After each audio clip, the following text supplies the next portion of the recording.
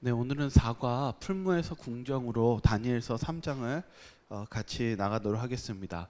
잘 알다시피 다니엘서 3장은 바로 다니엘 세 친구들이 풀무불에 들어간 사건이에요. 이 부분에 대해서 이 주석별로 설명하는 중점이 있는데, 교과는 뭐에 대해서 얘기했냐면 지금 오늘 배울 이 교훈이 마지막 때와 관련이 있대요. 이 사건이요. 그리고 이 스테파노비치 박사는 이 3장에 있는 내용 전개를 뭐라고 얘기했냐면은 네 가지로 나눴어요. 왕이 자만했다가, 그 다음에 충성된 자가 비난을 받다가, 그 다음에 충성된 자가 시험을 받는데 이게 제일 길었대요. 그러니까 정말 이 인생처럼 우리도 정말 시험을 받을 때가 굉장히 많은 것처럼 여기에 주 내용은 충성된 자가 시험을 받다가 싸웁니다. 그러나 결국은 승리하고 마지막 네 번째는 왕이 찬양한다라고 마친다고 얘기하고 있어요. 이게 교차대꾸법이거든요. 왜냐하면 비슷하다는 거예요. 가운데 2번 3번 비슷하고 1번 4번이 비슷한데 좀 바뀌죠. 자만했다가 찬양으로 해요.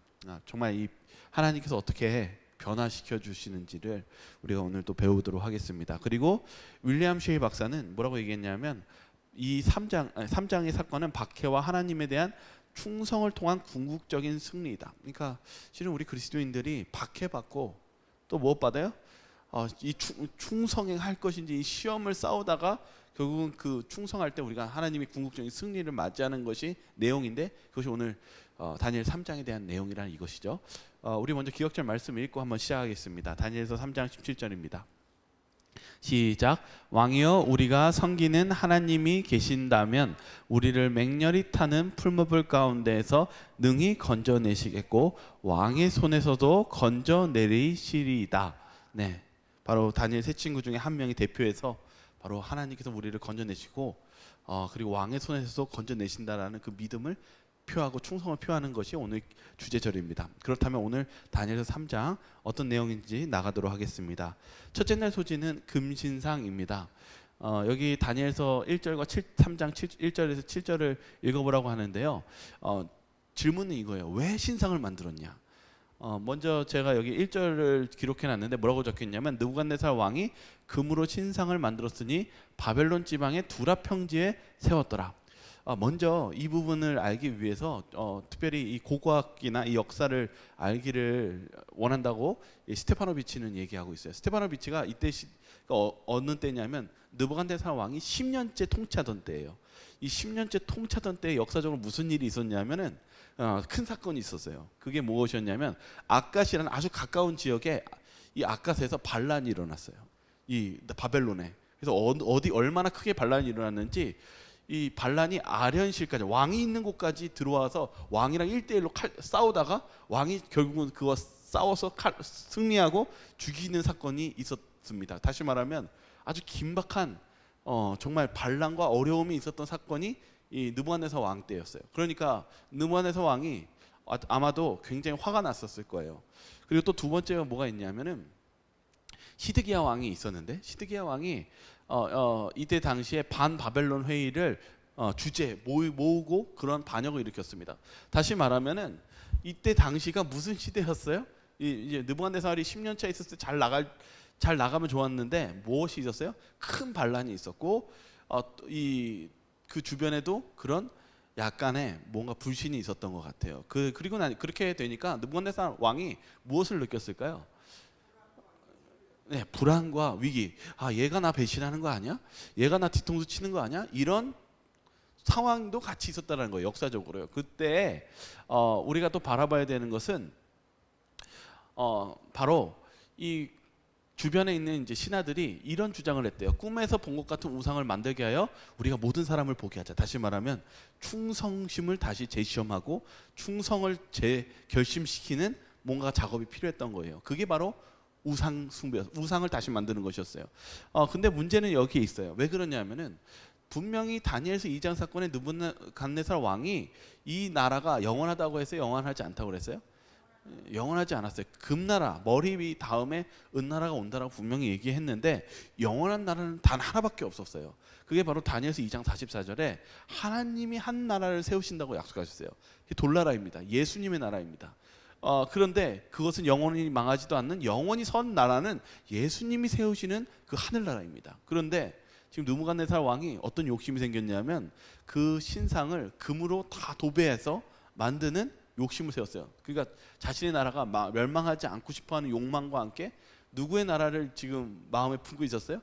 하나님의 나라를, 자기 신의 나라가 영원할 것이라는 그런 어떻게 보면은 오류를 품고 있었어요. 이 부분에 대해서 이 교과 해설자는 이렇게 얘기하고 있습니다. 금머리에 만족하지 못하는 왕은 몸 전체에 금으로 영원하는 염원을 심었고 자기를 높이려는 염원과 충성심을 확인하고 싶어했다. 그러니까 어떻게 보면은 하나님께 가야 될 영광이 자기에게 오길 원했고 자기의 충성심에 대한 어떤 자만심이 여기에 함께 포함되어 있다는 문제였죠. 그가 물질적인 헛된 세상의 사라짐을 인정 못하고 하나님께서는 결국은 없어지고 허무하게 끝난다는 이 세상의 이치를 인정하기 싫어했죠. 그래서 결국은 이 문제는 이 왕의 자존심의 문제도 같이 포함되어 있었다라고 얘기하고 있습니다.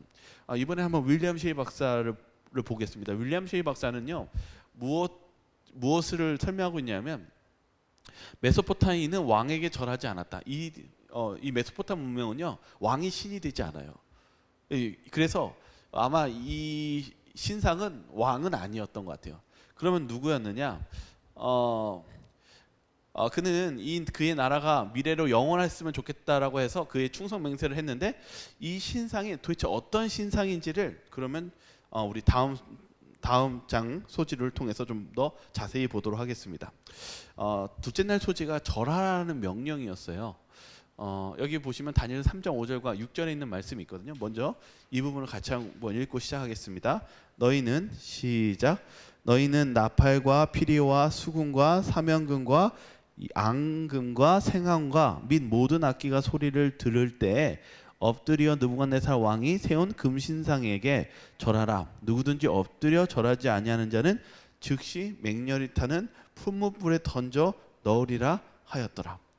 왕이 그 신하들과 계획한 것은 충성심을 다시 한번 재확인하는 건데 그렇지 않으면 풀무불에 던져 넣겠다고 얘기했습니다. 그런데 이 과정에서 이 신상이 어디에 세워졌냐면은 바로 두라 평지에 세워져 있습니다. 이 두라 평지가 무엇인지 좀 보려면은 먼저 이 바벨론이 어떠한 모습을 하고 있는지 먼저 영상을 통해서 한번 좀 잠깐 보도록 하겠습니다. 네, 이렇게 바벨론 성벽이 있죠. 이때 당시에 성벽이 이렇게 두 개로 지어져 있고 굉장히 큰 성전입니다. 바벨론이요. 그런데 이제 벽과 벽을 짓는 느부갓네살 왕이 그 공사를 했어요. 그래서 실은 원래는 이제 내벽이 먼저 지어지고 나서 외벽을 짓는 데는 꽤 오랜 시간이 지어졌어요. 그래서 여기 지도를 보면 이 고대 시대 때의 지도예요. 여기까지가 엄청난 큰 바벨론 성지였습니다. 여기 보면 이제 이 강줄기가 그 강을 두르고 있는데 느부갓네살 왕이 그의 치적 동안에 오랫동안 지은 벽이 있었어요. 이 동쪽의 외벽이었어요. 이게 지금 현대 학자들이 굉장히 아마 이 신전이 어디에 지어졌는지 했을 때 이 두라 평지가 아마 이곳이었을 것이라고 강하게 추측하고 있습니다. 그 이유는 첫 번째가 두라라는 이 뜻이 뭐냐면 벽으로 둘러싸인 곳이라는 뜻입니다. 그러니까 일단 여기에는 건물이 다 찼어요. 여러분들도 서울 도심 가면 뭐 지을 곳이 있어요, 없어요? 없는 것처럼 이 바벨론은 아주 발달되고 아주 잘 지어진 도시였기 때문에 이미 여기 내부에는 신전과 여러 건물이 꽉 차 있습니다. 그렇으면 이제 증축을 했는데 여기 성벽을 외벽을 했는데 이제 무엇이 필요했냐면 신전을 다 모으고 할 수 있는 빈 땅이 필요했죠. 이때 당시에 이곳이 아직 건물이 세워지지 않은 땅이었어요. 그리고 군대의 행진이나 야영을 하기에 충분히 넓고 그런 장소가 이런 땅이었습니다. 그래서 이 장소에 큰 무리들을 참석하는데 용이한 장소였어요. 그래서 아마 이 두라 평지는 이 성벽이라는 이 벽으로 둘러싸인 곳처럼 바로 이쪽이 아마 두라 평지라는 것을 추측하고 있어요. 아마 이것이 지금 제가 이제 주석을 두 개 다 비교하니까 여기를 가장 강하게 생각하고 있는 장소입니다. 근데 이 두라 평지에 뭘 지었어요? 신상을 지었어요. 근데 이 신상이 이 너비가 있어요. 3장 1절에 뭐라고 했냐면은 신상을 만들었는데 여기 수치가 있어요. 너비가 어느 정도냐면 너비는 6규빗이고 높이가 60규빗이래요. 대략 어느 정도냐면은 너비가 3m고 높이가 30m예요. 이게 얼마나 거대한 거냐면요. 저기 자유의 여신상보다 7m 정도 작대요. 그러니까 굉장히 큰 신상이죠. 그런데 이제 이제 이 신상이 특별히 어떠냐면요. 여기 보면은 여기가 너비가 3m고 높이가 30m면 비율이 1대 10입니다. 이게 굉장히 좁고 위로 높아요. 왜 그러냐면 이때 당시에 신상이 어떠한 모양을 가지고 있었냐면 특별히 이 비슷한 시기에 바알 신의 이 모양이 이런 모양, 이 모양이었어요. 굉장히 팔이 가늘고 길죠. 이때 당시에 신상은 다 이런 긴 팔다리를 가지고 있어서 신상이 굉장히 얇았어요. 다리가요. 그런 신전을 모양을 짓고 있었어요. 이제 이 설명을 하는 이유는 이제 첫 번째는 이 육십진법입니다. 왜냐하면 마지막 때의 숫자에 있어서 그 짐승의 표의 숫자에 대해서 666이라고 얘기한 것처럼 바벨론에서도 이 6이라는 숫자를 쓰고 있어요. 육십진법이요. 6m, 6규빗 그리고 60규빗 이렇게. 왜 60규빗이라고 했냐면 바벨론이 쓰는 숫자가 60진법입니다. 근데 특별히 60은요 무엇과 관련이 있냐면은요 바벨론에 삼위신이 있는데 우리 하나님도 삼위 하나님처럼 그 삼위에 가장 재판하고 하늘의 신이 있는데 그게 야누신입니다. 그들은 번호를 매겼거든요. 신이에요. 그래서 이 60진법이 그들의 믿는 신과 관련이 있기 때문에 그렇습니다. 그러나 더 이제 윌리엄 쉐이 박사는 더 그 부분에서 뭐라고 얘기하고 있냐면 이렇게 얘기하고 있어요. 그 신상은 느부갓네살보다는 바벨론 신 마르둑을 상징하도록 의도되었다고 말하는 것이 더욱 그럴듯하다. 그러니까 아마도 거의 이 신전은요 왕을 상징하지 않았어요. 그러나 그들이 믿고 있는 신에서 결국은 누구를 의도하고 이끌고 하고 있냐면 마르둑 신이요. 그게 아까 처음 화면에 나왔을 때 첫 화면에 나왔던 신이고 제가 밑에 사진을 놨어요. 이게 마르둑 신이에요. 실은 이 바벨론에 가면 성전에 마르둑 신이 있어요. 이게 뭐냐면 목이 길죠. 꼬리 있고 날개 달린 뱀이에요. 용이에요. 용. 실은 결국은 지금 이 바벨론은요 그들의 신에게 경배하라고 했었을 때 누구를 경배하게 하고 있냐면은 결국은 용을 경배하게 하고 있습니다. 어떻게 보면은 우리가 마지막 때에 실은 계시록에 나오면은 그 우상을 경배하라고 했을 때 결론적으로는 용인 사단을 경배하게 하는 것처럼 바벨론도 결론적으로는 결국은 경배에 대한 문제의 시선을 누구에게 가게 하는 것이냐면 하나님이 아니라 실은 숫자로도 7은 하나님의 완전 숫자지만 6은 인간적인 불완전한 숫자 아닙니까? 결국은 이 피조물인 바로 사단을 경배하게 하는 그 목적이 여기에 실은 깊이 내포되어 있다는 것을 설명해주고 있다는 사실입니다. 그래서 이 절하라는 명령은 바로 누구를 경배할 것인지에 대한 심각한 문제를 다루고 있습니다. 그런데 이제 특별히 여기 하나를 또 빼먹었는데요. 여기 이제 여기 이 교과 해설자는요. 이 성벽에 둘러싸인 이것이 성전을 의미한다고 얘기하고 있어요. 성소요. 우리가 예루살렘 성소도 이렇게 벽으로 둘러싸여 있지 않습니까? 그것처럼 이것이 그냥 단순한 그냥 문제가 아니라 이 성전에 대한 누구를 경배하는 문제인 것을 더 이렇게 설명하고 있는 것 같이 설명하고 있다고 얘기하고 있습니다. 다시 말하면 바로 경배에 대한 문제가 하나님을 흉내내고 있지 않습니까? 이제 이런 문제가 사단과 하나님의 싸움을 이야기하고 있다는 것을 알 수 있습니다. 둘째 날 소지 좀 더 이어서 가면은 거기서 이제 문제가 얘기하고 있어요. 여기 계시록 13장 11절과 18절을 읽어보라고 합니다. 우리는 다니엘 시대와 미래에 일어날 사이에 어떤 유사성을 볼 수 있습니까? 우리가 잘 알다시피 계시록 13장 15절 그거 한번 읽어보겠습니다. 시작. 그가 권세를 받아 그 짐승의 우상에게 생기를 주어 그 짐승의 우상에게 말하게 하고 또 짐승의 우상에게 경배하지 아니하는 자는 몇이든지 다 죽이게 하더라. 마지막 때의 사건도 바로 이 누구를 경배할 것, 하나님을 경배할 것인지 짐승을 경배할 것인지에 대한 문제처럼 이 바벨론도 똑같다라는 것이죠. 이것을 연결시키면서 우리가 마지막 때에 어떤 문제와 그리고 다니엘서를 통해서 우리가 무엇을 배워야 될지를 바로 이 부분을 같이 내포하며 설명하고 있다는 사실입니다. 그렇게 했었을 때 이 경배의 문제가 있었을 때 다니엘의 세 친구들이 무엇했습니까? 다 엎드려 있었을 때 서 있었어요.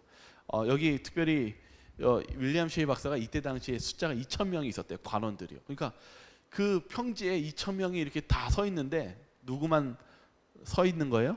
다니엘의 세 친구들이요. 뭐 왜 다니엘이 없었느냐? 이거는 이미 이제는 우리 재림교인들 다 알고 있는 이야기니까 이 부분은 생략하도록 하겠습니다.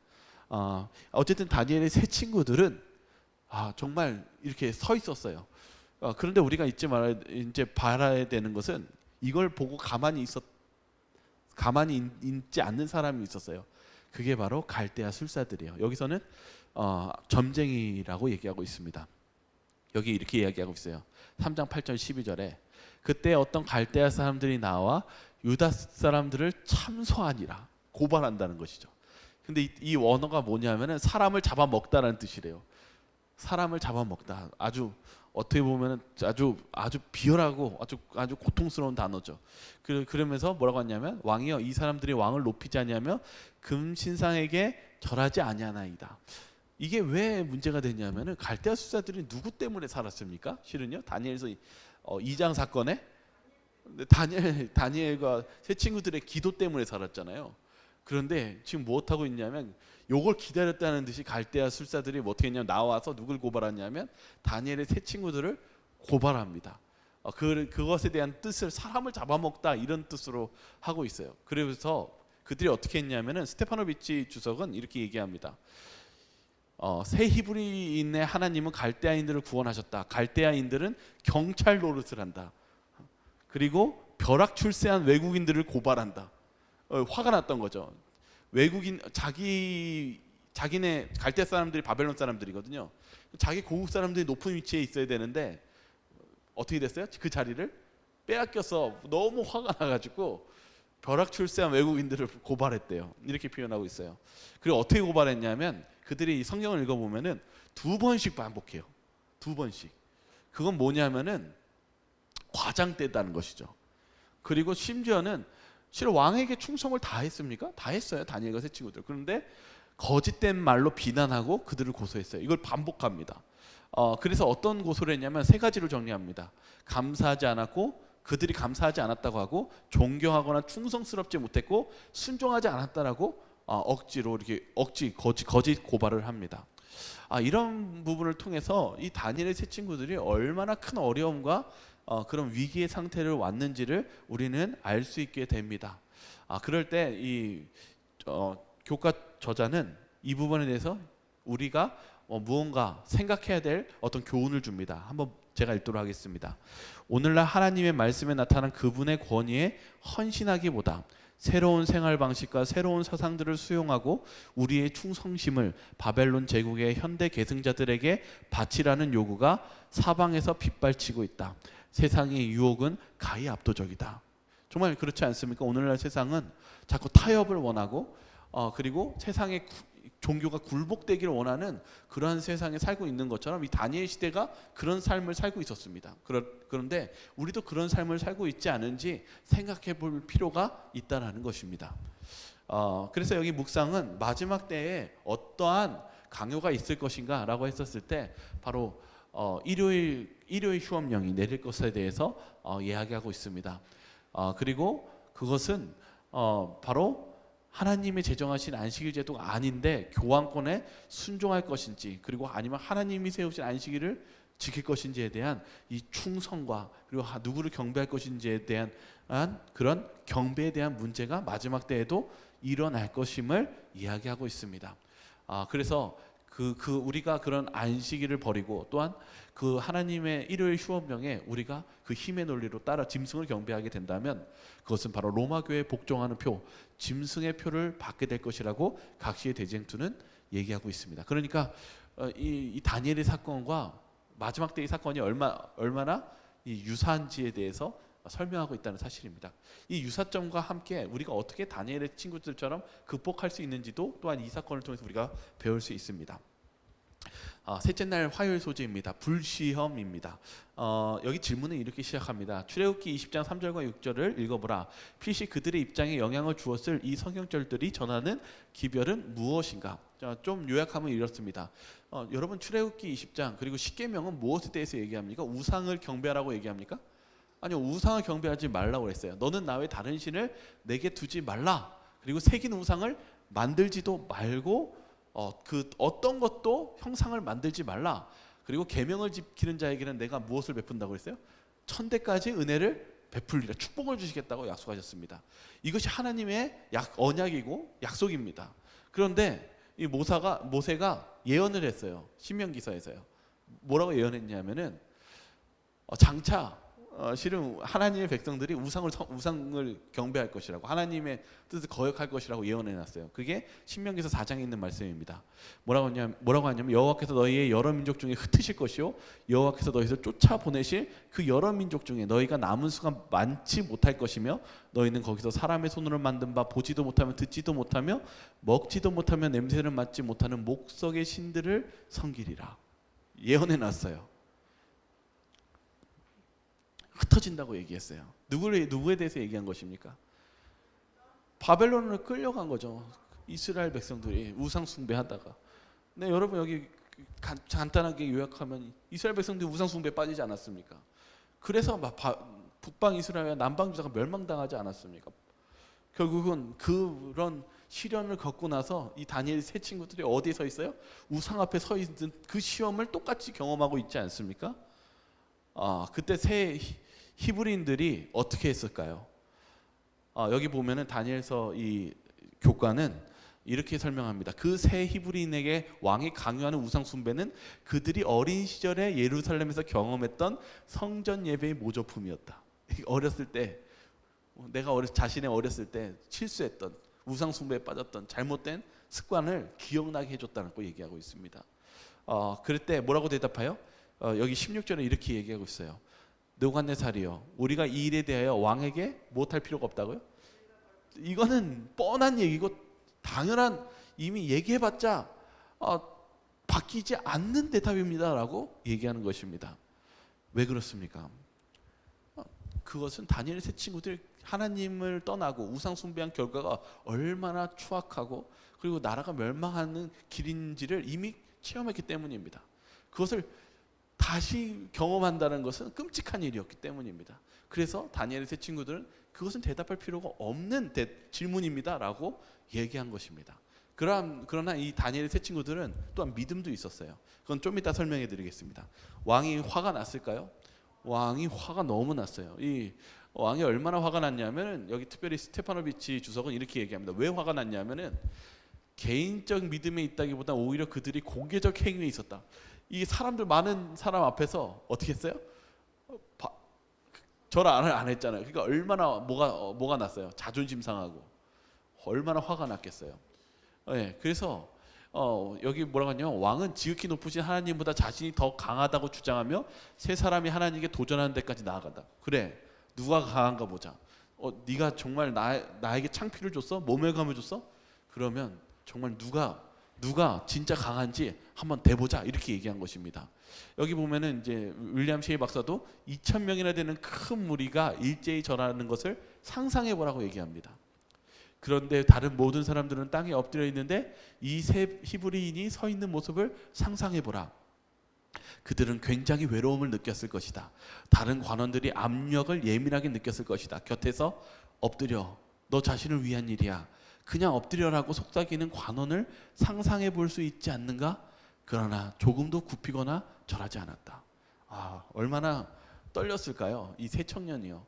그런데 조금도 굽히지 않고 엎드려, 이건 그래야지 살 수 있어, 그냥 엎드려라고 얘기했었던 주변의 사람들의 그런 음성을 아마 무시한 채 하나님은 굳건히 믿는 이 그들의 믿음이 얼마나 우리가 배워야 될 믿음인지를 설명하고 있습니다. 그때 왕이 화가 나서 이런 질문을 해요. 뭐라고 얘기했냐면, 기회를 주면서 능히 너희를 내 손에서 건져낼 신이 누구이겠느냐, 이 질문을 해요. 이 손에 대한 이야기를 해요. 이 손 이야기하면 뭐가 떠오르세요? 실은 예레미야서에서 하나님께서 누구에게 이 나라를 누구의 손에 붙였다고 그랬어요? 느부갓네살 왕의 손에 붙였다고 그랬잖아요. 왕에게 짐승과, 우리가 지난 시간에 짐승과 황제의 뜻이 뭐냐면은 백성뿐만 아니라 짐승과 모든 소유를 같이 다스리는 자가 황제라고 했잖아요. 근데 하나님이 누구에게 주셨어요? 처음에 아담에게 주셨고, 그리고 각 나라마다 하나님께서 주권을 가지시고 이 느부갓네살에게 넘겨주셨다고 얘기했잖아요. 그런데 왕이 뭐라고 했냐면 이렇게 얘기해요. 누가 내 손에서 건져낼 신이 누구이겠느냐. 오히려 공격하죠. 느부갓네살 왕이 공격하는 겁니다. 자기가 외에는 구원해 줄 자가 강력한 사람이 없다라며 자만심이 가지고, 그리고 교만과 그 자만심으로 하나님을 대적하며 얘기합니다. 그런데 이렇게 얘기합니다. 왕이여, 우리가 섬기는 하나님이 계시다면 우리를 맹령이 타는 풀무불 가운데서 능히 건져내시겠고. 왜 이런 얘기를 했을까요? 자신이 있어서요. 실은 실은 이사야서에 이 약속이 있어요. 이 예언이 있습니다. 내가 불 가운데로 지날 때에 타지도 아니할 것이요 불꽃이 너를 사르지도 못하리니. 하나님께 충성된 백성은 하나님께서 무엇하신다는 약속이 있어요? 보호하시겠다. 이 이사야서의 43장 2절에 불 가운데 있을지라도 타지도 아니할 것이요 불꽃이 너를 사르지도 못한다는 이 말씀을 믿고 다니엘의 세 친구들이 능히 우리를 건져내시겠다고 하나님에 대한 믿음을 표합니다. 그러나 거기에서 더 업그레이드 돼요. 뭐라고 했냐면 그렇게 아니하실지라도, 이거는 무조건입니다. 조건이 없는 것입니다. 그것 때문에 내가 하나님 믿는 거 아니라는 것입니다. 내가 죽을지라도 왕이여, 우리가 왕의 신들을 섬기지도 아니하고 왕이 세우신 금신상에게 절하지도 아니할 줄을 아옵소서. 이것 때문에 왕이 너무 화가 납니다. 그래서 어떻게 했냐면은 몇 배로 불을 뜨겁게 하라고요?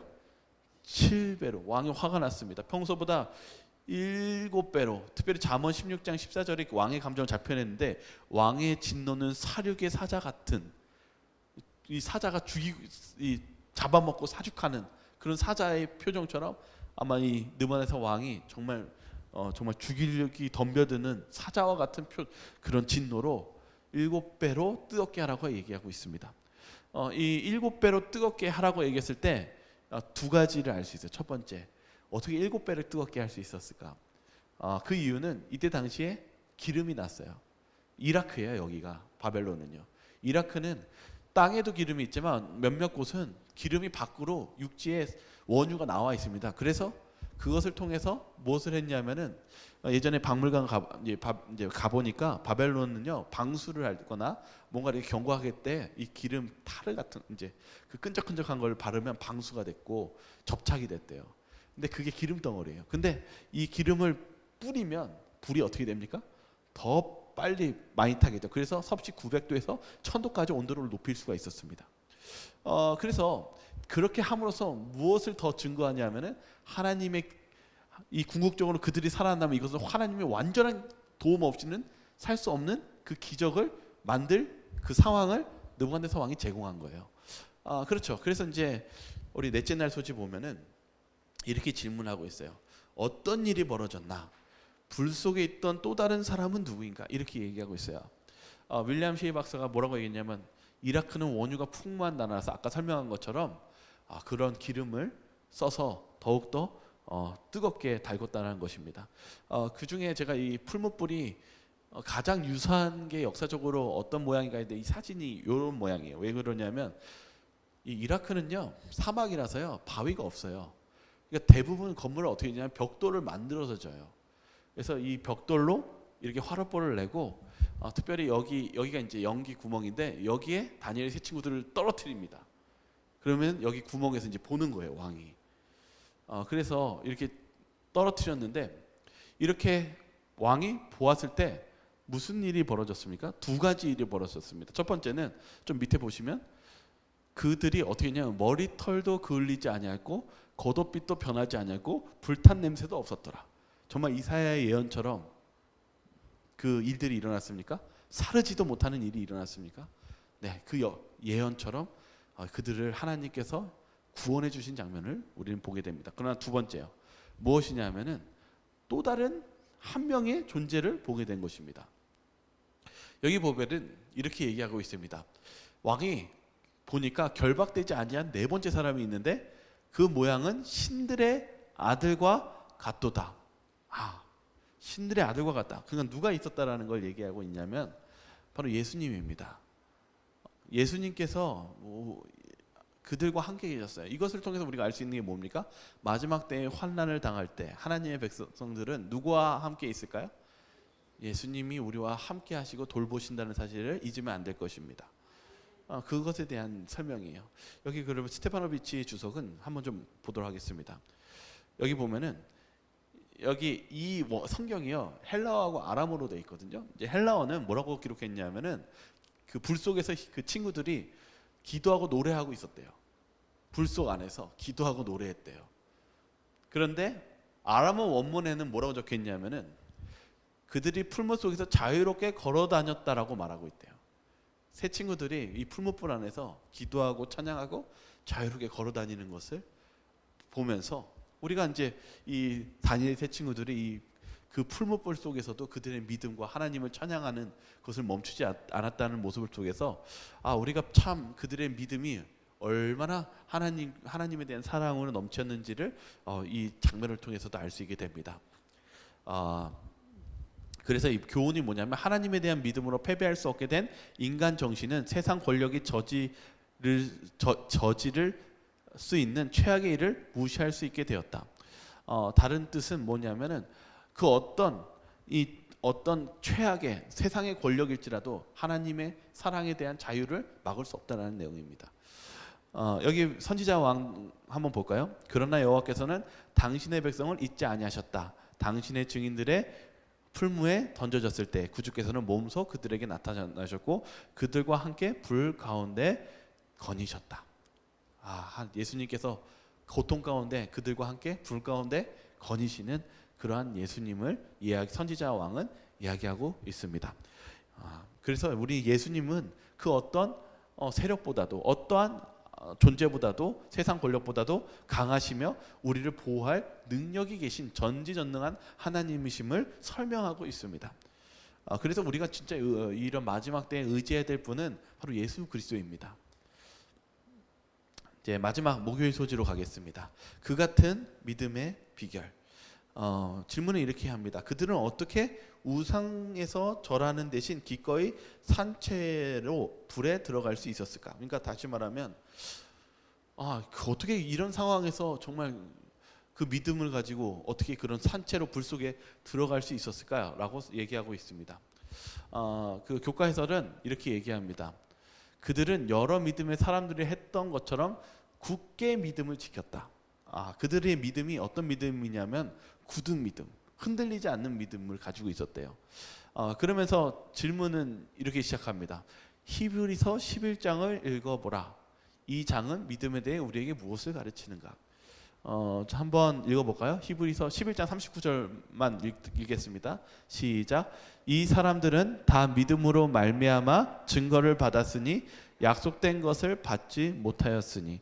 히브리서 11장의 내용은 무엇에 대해서 이야기냐면은 실은 내일 설교와도 관련이 있는데 이 본향에 대한 이야기예요. 하늘나라 가는 내용이에요. 근데 하늘나라를 가는데 다 뭐가 필요했냐면은 믿음이 필요했다는 거예요. 근데 이제 대표적인 인물들이 나오는데 아브라함이 나오고 모세가 나와요.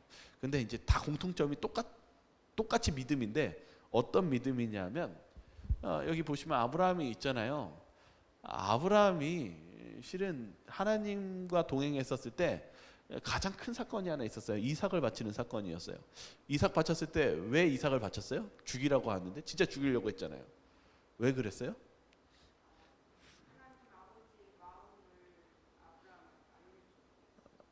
그것도 있죠. 맞아요. 근데 아브라함이 이 이삭을 죽이면 기쁠까요? 슬플까요?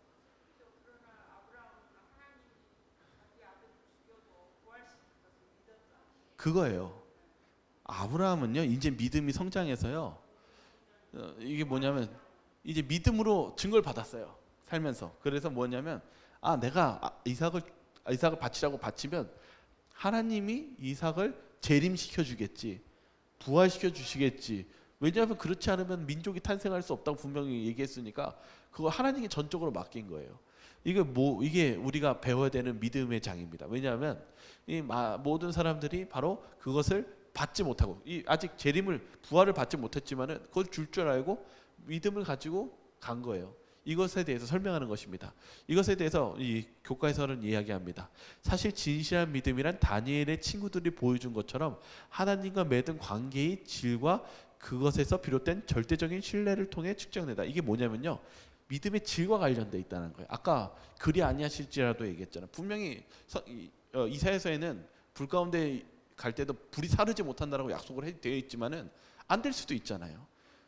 근데 다니엘 세 친구들은 그 약속을 믿었지만은 그것이 안 지켜진다고 해서 믿음을 저버리지 않았다고요. 그것은 무엇과 관련이냐면 여기서도 관계없이 옳은 행동을 하기로 선택했다. 결과와 관계없이. 그러한 성숙된 믿음이 이제 필요하다는 것이죠. 그러니까 실은 마지막 때에도 마찬가지라 이거죠. 우리가 이 마지막 때에 짐승을 숭배할 것, 하나님 경배할까에 대한 문제는 실은 우리에게 필요한 이 다니엘 세 친구들의 믿음이 필요합니다. 그러한 믿음은 우리가 히브리서 11장의 모든 믿음의 조상들이 다 겪은 믿음이었다는 사실이죠. 그러므로 우리가 그런 믿음을 가지고 나아가야 되는데, 윌리엄 셰이 박사가 이 부분에 대해서 이렇게 우리에게 한번 생각해 보라고 또 이렇게 설명해 줬어요. 뭐라고 했냐면, 우리에게 하나의 질문을 제기한다. 그들이 보여준 영적인 용기에 우리의 믿음과 신뢰는 강한가? 미국에 우리 역시 그러한 시험에 마주해야 한다. 그러나 현재의 우리의 삶은 보다 사소한 도전들에 맞닥뜨려 있다. 우리가 이러한 것들을 어떻게 반응하느냐에 따라 우리는 더 큰 시험들을 대비할 수 있다. 이 윌리엄 셰이 박사가 뭐라고 그러냐면, 정말 대단한 시험을 통과하지 않았냐? 대단한 믿음 아니냐? 그런데 우리도 마지막 때에는 그런 시험을 만나게 되어 있는데, 지금 현실은 그것보다 약간의 시험을 우리가 하고 있는데, 우리가 그 시험을 그냥 무시하고 아니면 그 시험을 저버려서 되겠냐, 이 얘기입니다. 우리가 그것보다 사소한 그런 시험이 있을지라도 그것을 우리가 어떻게 반응하느냐에 따라서 그 큰 시험도 준비할 수 있다는 것이죠. 그러니까 우리가 있는 이 현실에 있는 시험을 이 신앙과 별개로 두지 말고 우리가 하나님 붙잡으면서 다니엘 세 친구처럼 그 믿음을 성장시켜서 마지막 때의 시험을 준비하자, 이것입니다. 그것이 이제 성장의 발판이죠.